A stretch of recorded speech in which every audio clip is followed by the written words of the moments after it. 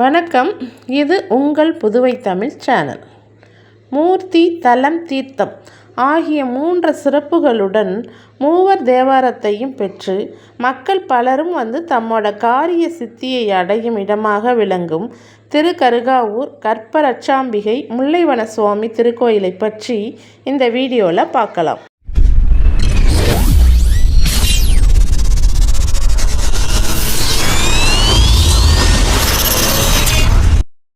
இந்த கற்பரச்சாம்பிகை திருக்கோயில் நம்ம நாட்டோட சிறப்புகளை முதலிடமாக பெற்று விளங்கும் 275 தேவார தலங்களுள் ஒன்று.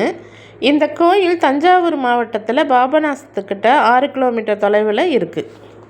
படைப்பு கடவுளாகிய பிரம்மன் தன்னோட படைப்பு தொழிலை பற்றி ரொம்பவும் ஆணவப்பட்டு கொள்ள, அதனால் அந்த தொழில் கைகூடாமல் போயிடுச்சான். அதனால் பிரம்மன் இங்கே வந்து தன் பெயராலேயே ஒரு தீர்த்தத்தை நிறுவி நீராடிட்டு முல்லைவனநாதர் பெருமாளை பூஜித்தாராம்.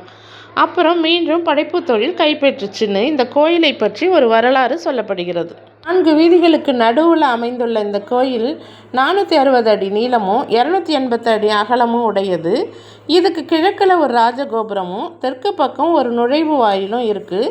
உள்ளே போனதுமே வடக்கு பக்கம் வசந்த மண்டபமும், அடுத்தது பெரிய பிரகாரத்தில் சுவாமி கோயிலும், வடக்கு பக்கம் அம்பிகைக்கு கோயிலும் தனித்தனி பிரகாரத்துக்குள்ளே அமைஞ்சிருக்கு. சுவாமி கோயிலுக்கு முன்னால் கொடிமரம், பலிபீடம், நந்தி ஆகியவையும், தென்கிழக்கில் மடப்பள்ளி 63 நாயன்மார்களும், வடகிழக்கில் நடராஜர் சபா மண்டபமும் யாகசாலையும் இருக்குது. உள்பிரகாரத்தில் நடராஜருக்கு நேராக சேக்கிழார், சந்தனாச்சாரியார், நால்வர் சந்நிதிகளும், தெற்கு பக்கம் தட்சிணாமூர்த்தி நிறுவி விநாயகர் சந்நிதிகளும், வடக்கில் ஆறுமுகம், பிரம்மன், துர்க்கை, சண்டேஸ்வரரும் மற்றும் தல விருட்சமாக முல்லைக்கொடியும் அமைஞ்சிருக்கு.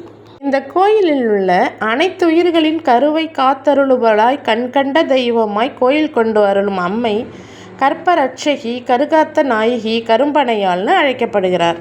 மேலும் இங்கே மூலவராகிய முல்லைவனநாதர் சந்நிதி, கற்பரட்சகி அம்மையின் சந்நிதி, இடையில் அமைந்துள்ள ஆறுமுகர் சந்நிதி ஆகிய 3ம் ஒரே நேர் வரிசையில் இருக்குது.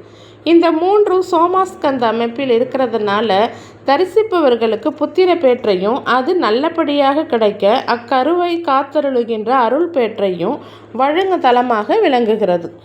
இந்த கோயிலில் திருமணம் கூடி வர, குழந்தை பாக்கியம் உண்டாக, சுகப்பிரசவம் ஏற்பட அம்பாள் கருகாத்த நாயகியிடம் பிரார்த்தனை செய்யப்படுகிறது.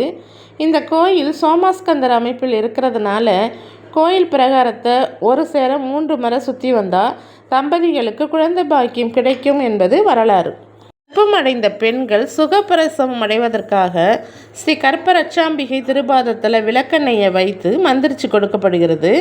இந்த விளக்கெண்ணெயை பிரசவ வலி ஏற்படும் போது வயிற்றில் தடவி கொண்டால் சுகப்பிரசவம் ஏற்படும்னு நம்பப்படுகிறது. நன்றி. இந்த வீடியோ உங்களுக்கு பிடிச்சிருக்குன்னு நம்புகிறேன். இதுபோல் வேறு ஒரு தகவலோட அடுத்த வீடியோவில் சந்திக்கிறேன். நன்றி. இந்த வீடியோ உங்களுக்கு பிடிச்சிருந்தா லைக் பண்ணுங்கள், ஷேர் பண்ணுங்கள், கமெண்ட் பண்ணுங்கள், சப்ஸ்கிரைப் பண்ணுங்கள். மறக்காமல் பக்கத்தில் உள்ள பெல் பட்டனை ப்ரெஸ் பண்ணுங்கள்.